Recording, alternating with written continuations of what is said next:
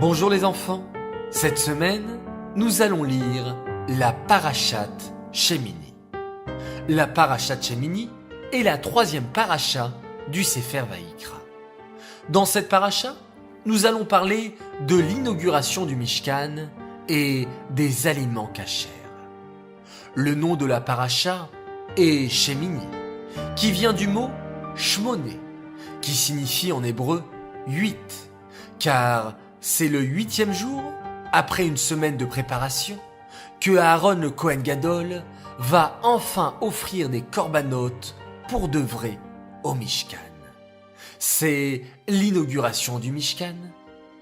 Pour savoir si les corbanotes sont acceptés, il faut que Hachem envoie un feu sur le Mizbeach.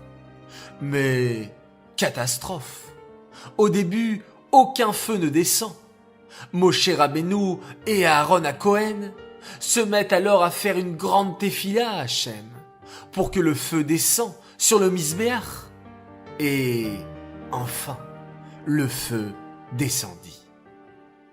Mais pourquoi Hachem n'a-t-il pas envoyé tout de suite le feu sur le Mizbeach? Pour nous montrer la force et l'importance de la tefila.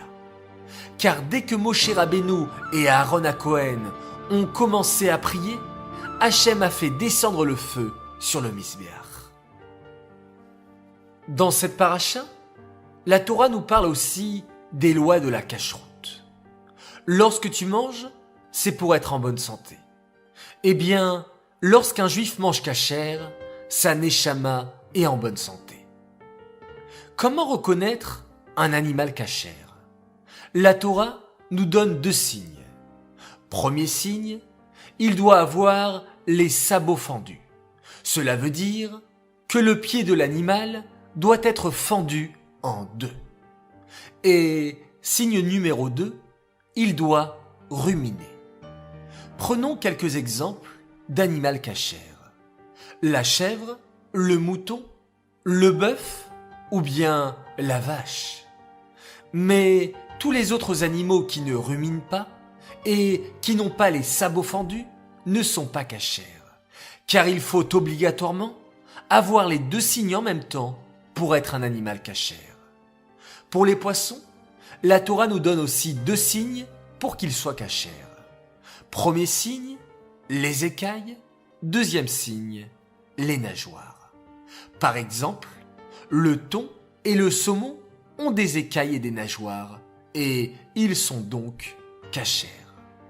Pour les oiseaux, la Torah nous a transmis par tradition la liste des oiseaux qui sont kashers et ceux qui ne le sont pas. Par exemple, la poule, le canard, le pigeon sont des oiseaux kashers. Dans cette paracha, la Torah nous parle enfin de l'interdiction de consommer des insectes. C'est pourquoi il faut faire très attention de bien vérifier les fruits, les légumes et les salades pour éviter qu'un insecte ou qu'un ver s'y cache.